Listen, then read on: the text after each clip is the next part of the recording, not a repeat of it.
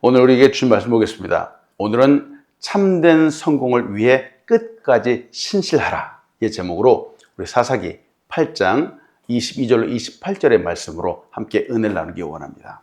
하나님, 오늘도 우리에게 귀한 말씀을 주셨습니다. 이 말씀을 통해서 하나님께서 우리에게 원하시는 것이 무엇인지 다시 한번 보기 원합니다. 하나님, 이 말씀을 통해서 우리 자신을 다시 한번 들여다보게 인도하여 주시고 늘 하나님께 영광을 올려드리는 굳건한 믿음, 변치 않는 믿음, 신실한 믿음의 삶 될 수 있도록 축복하여 주시옵소서. 아멘. 부족한 점 감춰주시고 하나님의 영광만이 드러나게 인도하여 주시옵소서. 예수님의 이름으로 기도합니다. 아멘. 할렐루야. 아멘. 오늘도 하나님의 은혜가 예배하는 우리의 삶 속에 가득하기를 축원합니다. 아멘. 오늘 말씀을 시작하면서 여러분이 이 두 단어의 의미를 한번 생각해 보면 좋겠어요. 변화라고 하는 단어와 변질이라고 하는 단어예요. 단어만 딱 보아도 우리 너무 잘 알겠죠? 변화, change. 변질은 뭐 degradation 이라는데 여러 가지 다른 단어들이 좀 있어요. 변화는 무엇이고 변질은 무엇일까요? 두 단어가 다 어떤 상태가 변하다, 달라지는 것을 말합니다. 맞아요. 근데 그 결과는 완전히 다르죠. 먼저 이 변화에 대해서 좀 보기 원합니다. 변화는 일반적으로 좋은 방향 쪽으로 바뀌어가는 것을 말해요. 씨앗이 심겨지죠. 씨앗이 심겨지면 싹이 나고 자라게 돼서 결국은 큰 나무가 됩니다. 바로 성장하고 발전하는 모습을 보여줘요. 너무 좋죠. 또 사람에 비유하면은 옛날에는 이전에 말썽만 부리다가 사람이 변화되었어요. 그러면 사람 보고 이 사람 성숙했네 이렇게 말하기도 하죠. 맞아요. 그래서 이 변화라고 하는 이 단어 속에는 긍정적인 모습이 포함되어 있습니다. 발전해 나가는 모습도 말하기도 하죠. 근데 이 변질은 어떤지요? 변질된다라고 하면 그 이미지부터가 별로 좋지 않아요. 음식이 상하는 거죠. 예, 음식이 상하고 또 다른 물건들이 부식된다 그러잖아요. 그리고 무엇보다도 사람이 이전의 모습과 다르게 좋지 않은 방향 쪽으로 바뀌어가는 것을 말합니다. 결국 타락하게 되는 거. 바로 이게 변질된다 그래요. 그래서 그런지 이 변질에는 이 부정적인 모습들이 많이 담겨져 있어요. 자, 여러분 질문합니다. 여러분, 우리가 하나님 왜 믿지요? 하나님은 물론 위대하시고 전능하신 분이잖아요. 근데 하나님의 놀라운 성품 중에 하나는 하나님은 변함이 없으신 분이라는 거예요. 그렇죠? 그 옛날에도 하나님은 똑같으셨어요. 지금도 똑같으신 분이에요. 앞으로도 이 영혼에 변하지 않는 분이 바로 하나님이세요. 아멘. 하나님에게는 이 변질이라고 하는 단어가 절대로 어울리지 않습니다. 그런데 우리 사람들은 어떻죠? 사람들은 때때로 시시때때로 변해요. 근데 좋은 방향이 아니라 나쁜 쪽으로 변질되는 경우가 참 많아요. 세상의 환난, 어려움, 고난 앞에서 변하죠. 때로는 욕심, 죄악을 겪다가 보면 그 사람들이 변질됩니다. 옛날에 그 순수하고 풋풋했던 모습들은 다 사라지고 어느새 죄악적인 모습이 나타나게 되는 거예요. 이게 인간이에요. 그래서일까? 자, 여러분 말씀을 시작하면서 여러분과 같이 나눕니다. 우리의 많은 문제는 변화가 아니라 변질 때문에 생길 수 있습니다.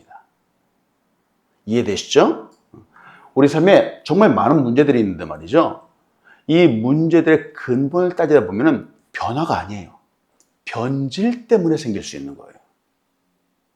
금방도 말씀드렸던 것처럼 그 사람이 이전의 모습과 같지 않다면 아마 그 사람은 조금 뭔가 바뀌었을 거예요.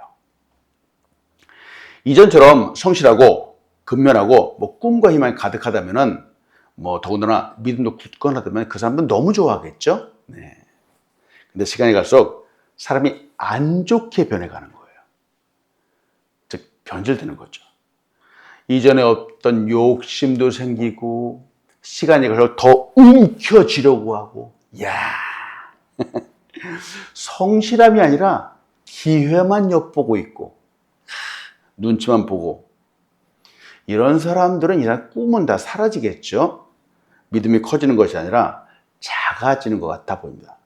자, 그렇다면 이런 사람들 과연 어떨까요?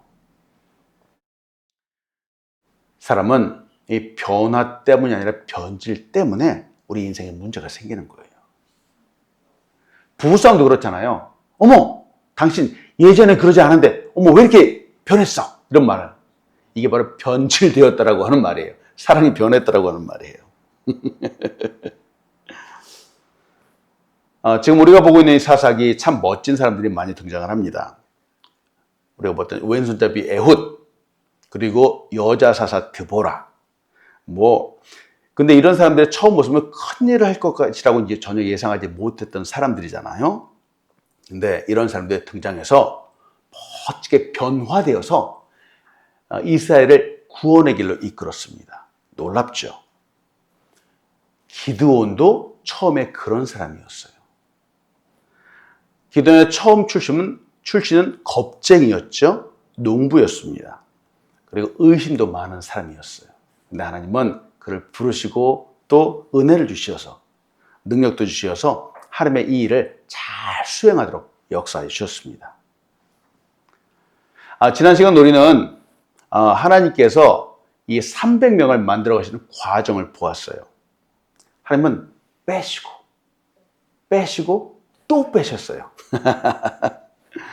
인간의 욕심도 빼시고 또 의지할 수 있는 그 능력도 힘도 다 빼시고 내가 의지할 것이라고 하는 세상의 다른 많은 것들을 다 빼셨어요. 그리고 결국은 이거 도저히 불가능하다, 내가 할 수 없다라고 하는 바로 그때 하나님께서 하나님의 능력을 나타내 주셨어요. 그럼 역사해 주신 거죠. 하나님은 인간적인 생각으로 할 수 없다라고 하나 그때서부터 하나님의 이 일을 하시는 분입니다. 이스라엘 민족이 300명을 가지고 미디안 13만 5천을 무찔렀다라고 하면은 이것은 분명해요. 이것은 인간의 힘으로 할 수 있는 것이 아니에요. 하나님이 하셨다는 거예요. 하나님의 승리입니다. 오직 하나님만이 줄 수 있는 승리입니다. 저는 성경을 보면서 늘 저의 삶을 돌아보고 우리 성도님들의 삶을 돌아봅니다. 말씀드렸죠? 여러분, 이 사사기 기적과 같은 이야기, 성경 속에 있는 기적과 같은 이야기들이 우리의 삶에도 그대로 나타나기를 축원합니다. 아멘. 놀라운 승리들이 우리의 삶에도 나타나는 거예요. 자, 여러분, 이런 놀라운 기적과 같은 승리에 쓰임받았던 사람이 바로 기드온이에요. 기드온은 너무 멋진 사람이에요. 근데 기드온이 더 멋진 순간이 있어요. 오늘 그 순간을 여러분과 같이 나눕니다. 첫 번째, 여러분과 같이 나누고 싶은 것은 성공은 끝이 아니라 과정의 일부입니다. 우리 인생 크고 작은 성공을 경험하잖아요. 성공하고 성취할 때 너무 기분 좋죠. 마치 세상을 다 얻은 것 같은 그런 째지는 기분을 갖기도 합니다. 그런데 아직 끝나지 않았어요. 성공했다라고 하지만 아직도 우리는 인생에서 해야 할 일이 너무 많습니다. 하나하나 이루어가야 하는 일들이 산더미와 같이 쌓여 있습니다. 때문에 우리는 이 사실을 기억해야 합니다. 저는 많이 보았어요. 작은 성공한 후에 그의 삶이 무너지는 사람들을 많이 보았어요.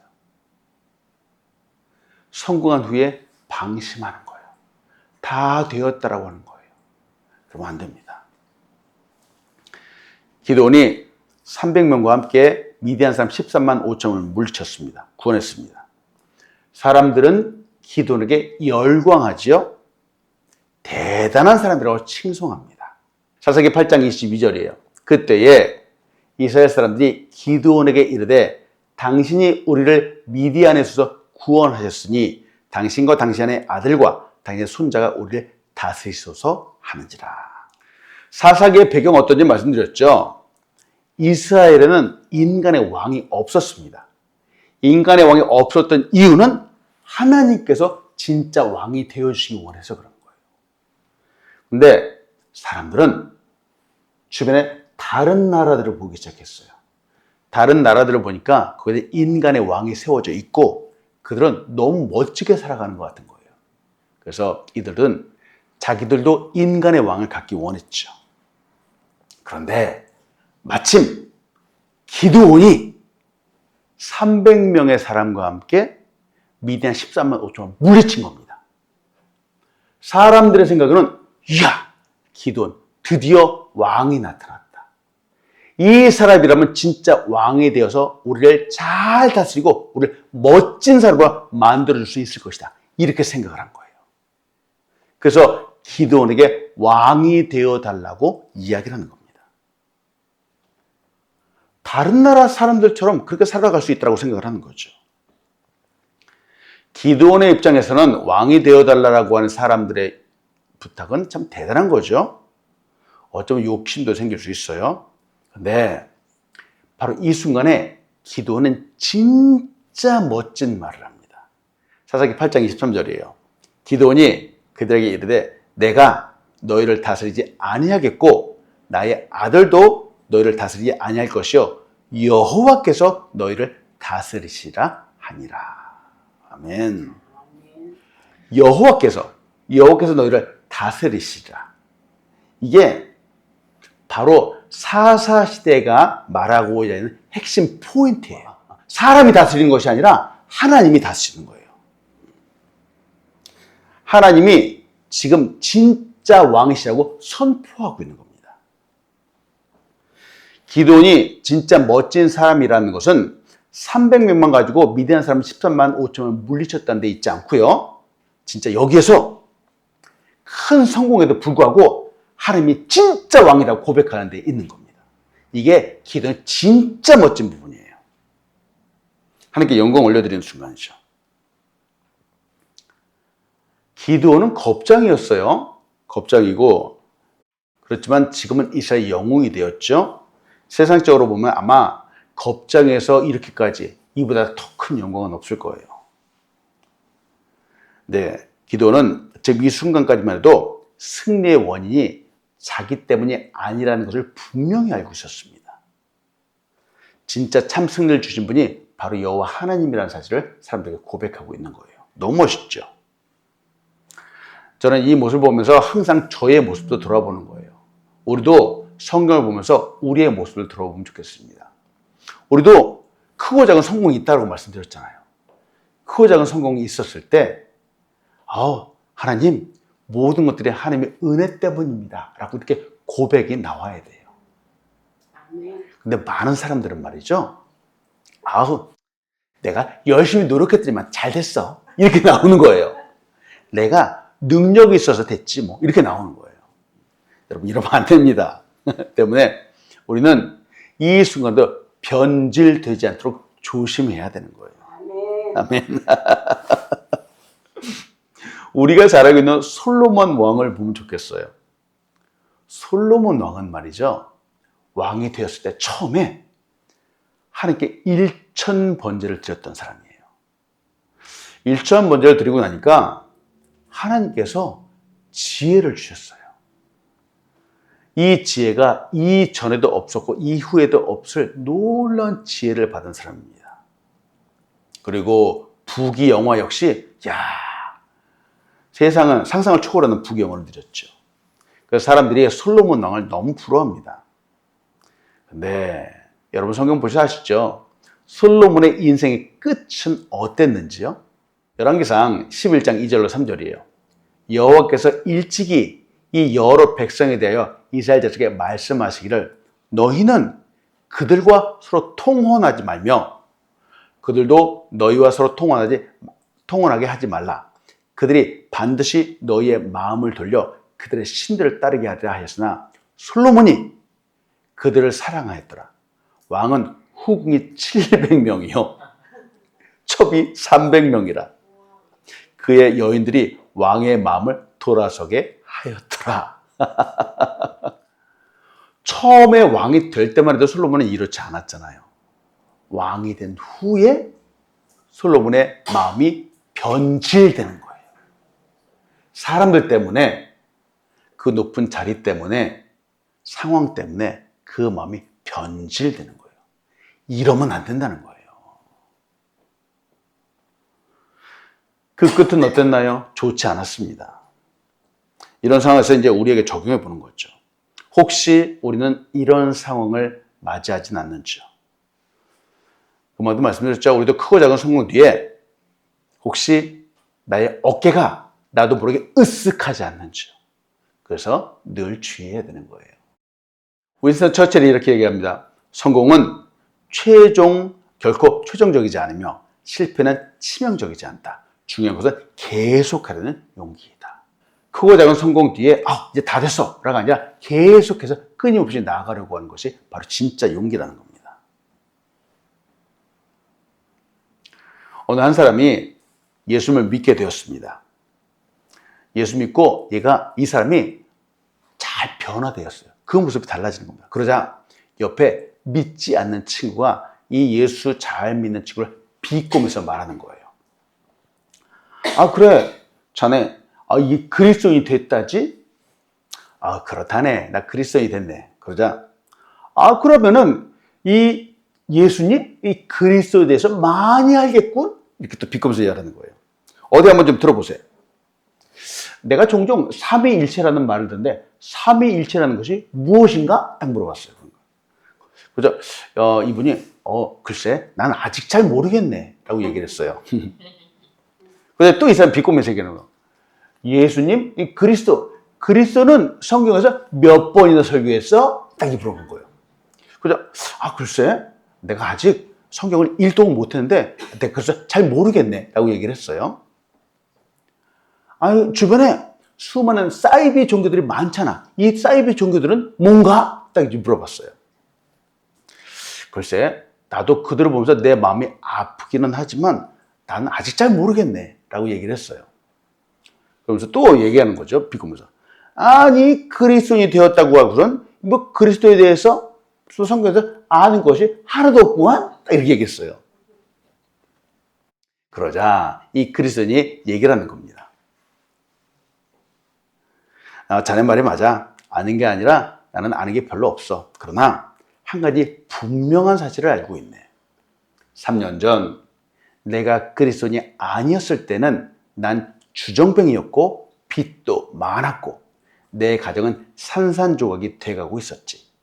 저녁마다 처자식들은 내가 집에 오는 것을 무서워했지. 그러나 이젠 술도 끊었고 빚도 갚았고 우리 가정은 참으로 화목해졌지. 저녁마다 아이들은 목이 빠져라 나를 기다리고 있게 되었거든. 이게 모두 그리스도가 나에게 이루어진 것일세. 또한 나는 지독한 죄인이라는 것과 그럼에도 불구하고 하나님은 나를 이 세상에서 가장 사랑하신다는 것을만 분명히 알고 있지. 아멘. 여러분 이게 변화예요. 이게 그리스도의 진짜 변화예요. 여러분 예수 잘 믿으면서 변질이 아니라 진짜 변화되는 우리 한 사람 한 사람들 축원합니다. 이 변화는 말이죠. 사람들이 알아보는 거예요. 근데 이렇게 변화되는 과정도 쉽지 않잖아요. 때문에 여러분 두 번째 나누고 싶은 것은 작은 부분에 넘어질까 주의하십시오 라는 겁니다. 사실 많은 죄의 시작이 아주 조그만 거, 이 작은 것부터 시작합니다. 가랑비에 옷 젖는 줄 모른다라고 하는 속담이 있습니다. 가랑비 아주 무시할 정도의 아주 소소한 비잖아요. 이슬비 같은 그런 비예요. 비가 이게 오는 거야 안 오는 거야 그러고 무시하고 갔다가는 이 가랑비에 옷이 다 젖는 거예요. 아주 사소한 부분, 별것 아닌 거라고 하는 이 부분들을 용납하고 그냥 넘어갈 때 말이죠. 그냥 넘겨갈 때 나중에는 돌이킬 수 없는 지경까지 가게 됩니다. 사사기 8장을 하면서 이 사사기 8장 28절에 다 끝났으면 좋겠는데 말이죠. 사사기는 28절을 넘어서 29절부터 또 다른 새로운 이야기가 시작되고 있어요. 먼저 28절을 봅니다. 미디안이 이스라엘 자손 앞에 복종하여 다시는 그 머리를 들지 못하였으므로 기드온이 사는 40년 동안 그 땅이 평온하였더라 라고 말합니다. 딱 여기서 맞추면 너무 좋겠어요. 근데 그렇지 않았어요. 자, 사사기 8장 24절이에요. 기드온이 또 그들에게 이르되 내가 너에게 요청할 일이 있으니 너희는 각기 탈취한 귀고리를 내게 줄지니라 했으니 이는 그들이 이스마엘 사람이므로 금 귀고리가 있었음이었다. 이상하네. 왜 기드온이 탈취한 귀고리를 달라고 했을까? 자, 근데 여기서 끝이 아니에요.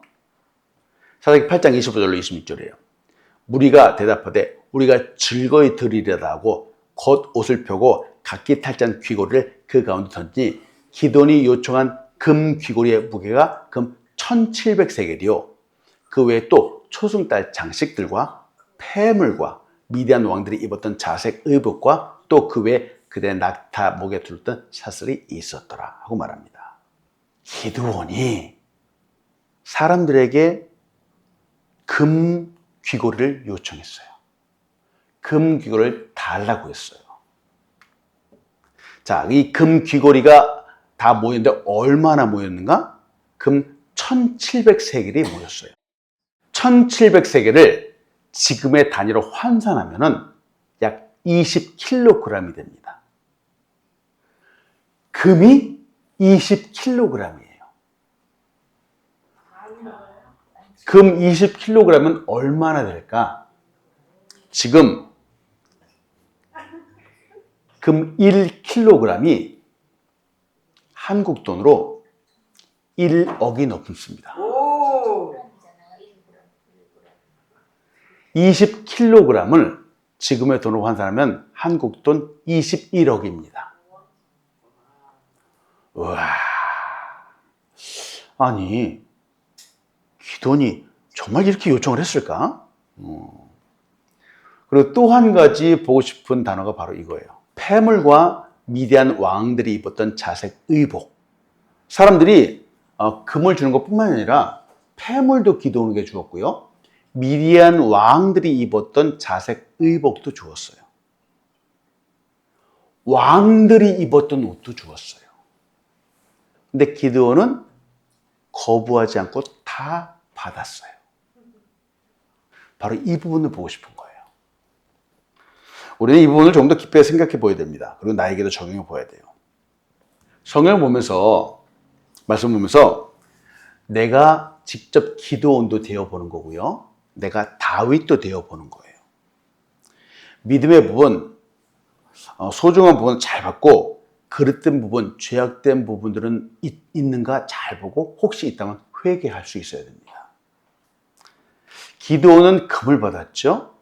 근데 금을 받았는데 물론 이 금을 가지고 자기 부귀 영화를 위해서 쓰진 않은 것 같아요. 성경을 잘 보시면 아시겠지만 기드온은 이 금을 가지고 에봇을 만들었어요.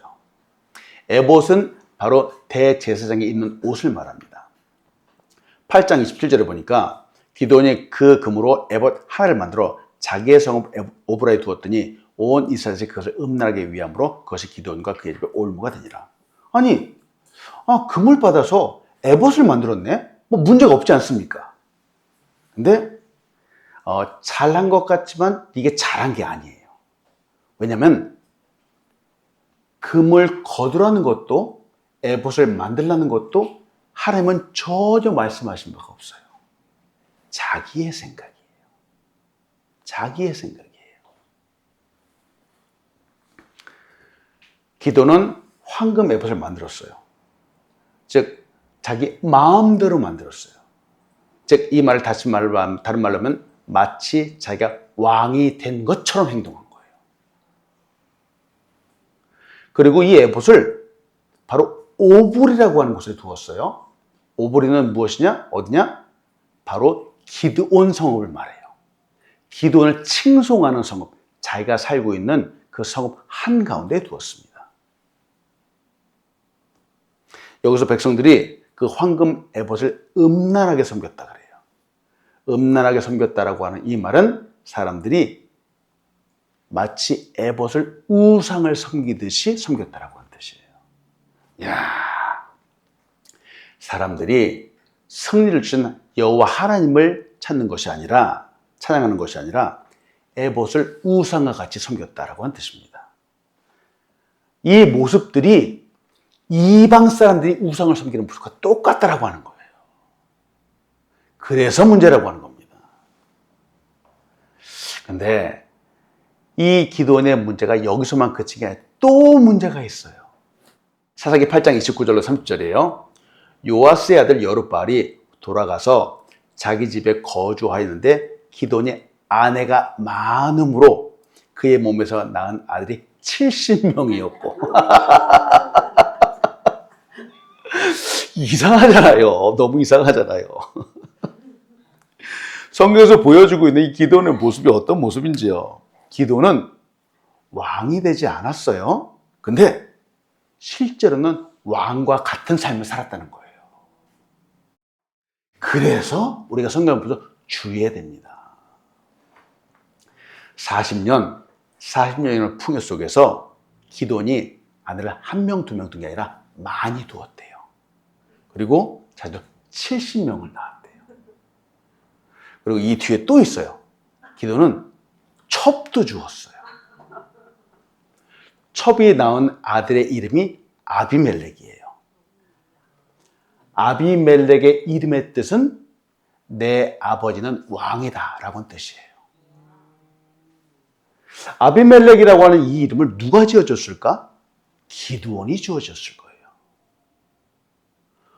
기드온은 왕이 되지 않았지만, 사람들이 왕이 되어 싶으라고 실제로 왕이 되지 않았지만 왕과 같은 삶을 살았던 거예요. 그래서 우리는 성경을 보면서 언제나 항상 주의해야 됩니다.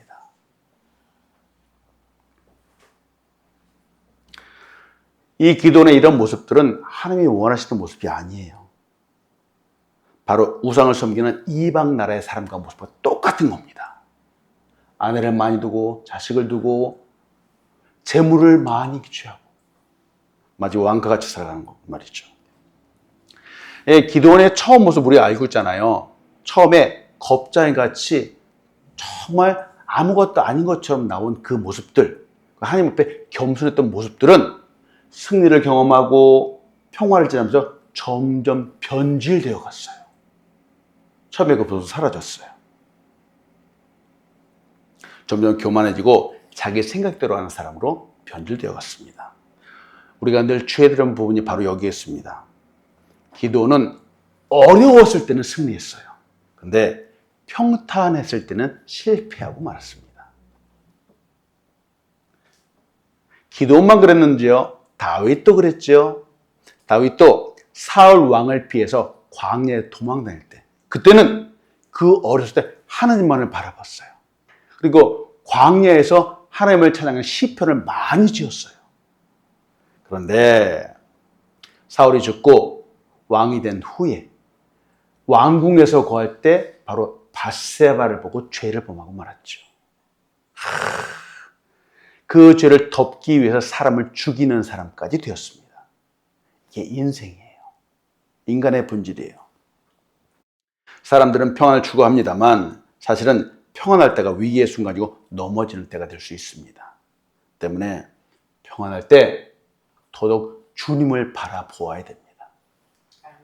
큰 산이 있네요. 옆에 있는 조그만 건 뭐죠? 저게 돌뿌리예요. 돌뿌리. 사람들이 넘어질 때는 큰 산 때문에 넘어지지 않습니다. 바로 조그만 돌뿌리 때문에 넘어지는 거예요. 돌뿌리. 죄도 그렇잖아요. 너무 커 보이는 죄 앞에는 가까이 가지 않아요. 그런데 아주 조그만 부분, 나도 모르는 나쁜 습관들, 작은 부분들, 바로 내 몸에 배어있는 우상의 문화들, 이런 작은 것들 때문에 넘어지는 거예요. 넘어지고 또 넘어지고 또 넘어지게 되면 결국 그것이 큰 죄악이 되는 겁니다. 방심하다가 말이죠. 기드온이 그랬어요. 왕이 되어달라는 이 사람들 앞에서 기드온은 하나님이 왕이 되어줄 거다라고 당당히 말했죠. 그러나 기드온은 승리한 후에 평안할 때 그는 진짜 왕처럼 행동하고 있었습니다. 때문에 여러분 도전합니다. 우리의 모든 순간, 어려운 순간뿐만 아니라 우리가 잘 되고 평안할 때에도 변함없이 주님만을 바라보는 우리가 되길 축원합니다. 아멘. 이게 진짜 우리가 성경을 보면서 하나님 믿으면서 예수 믿으면서 우리가 가져야 되는 마음의 태도예요. 말씀했습니다. 예수님을 의지하여 끝까지 신실한 우리가 되길 축원합니다. 아멘. 끝까지 신실한 사람이 되는 거예요. 신실하다라고 하는 이 단어, 봅시다. 이 사람들이 신실하다라고 하는 이 단어의 뜻을 잘 모릅니다. 영어로 faithful이라고 말하기도 하는데요. 신실하다라고 하는 뜻은 믿음직하고 착실하여 변함없이 약속을 지키는 것을 신실하다고 말합니다. 이 비슷한 말은 충성스럽다라고도 말할 수 있어요. 성실하다고도 말할 수 있어요. 가장 신실하신 분은 바로 예수님이죠. 아멘. 우리는 어려울 때에도 또 평안할 때에도 늘 예수님만을 바라보아야 됩니다. 예수님은 언제나 항상 변함없이 신실하게 십자가를 지셨어요. 그리고 참된 성공, 진짜 성공을 이루셨죠. 때문에 도전합니다. 우리 인생의 잠깐의 성공, 중간 성공으로 우리의 인생을 평가하지 마십시오. 기드온 13만 5천 명을 물리치고 왕이 되지 않겠다고 했지만 그는 결국은 왕처럼 살았죠. 그의 끝은 성공이라고 말할 수 없습니다. 진짜 성공이라고 말할 수 없어요. 유진 피터슨이 우리에게 이렇게 도전합니다. 하나님은 우리가 얼마나 높이 올라갔느냐보다 얼마나 끝까지 신실했느냐를 보신다. 신실하다. 끝까지 변함없이 충성됐다는 거죠. 우리는 시작이 아니라 마침표, 그 끝이 정직한 삶을 살아가야 되겠습니다. 변질이 아니라 잘 변화하는 사람, 아름답게 변화한 사람, 끝까지 믿음의 신실함을 잃지 않는 믿음의 삶 되길 축원합니다. 아멘. 기도하겠습니다. 하나님, 오늘도 기도원의 모습을 통해서 우리의 모습을 다시 한번 돌아보았습니다. 하나님, 겉으로는 그렇지 않은데 실제로 우리의 속에는 많은 욕심을 부릴 때도 많습니다. 변질되는 경우들도 있습니다. 하나님, 우리 자신을 잘 돌아보게 하시고 삶의 어떤 상황 가운데서도 진짜 세상 사람들 변질되는 것이 아니라 하나님을 향해서 예수님을 향해서 거룩하게 변화되는 사람들 되도록 축복하여 주시옵소서. 예수님의 이름으로 기도합니다. 아멘.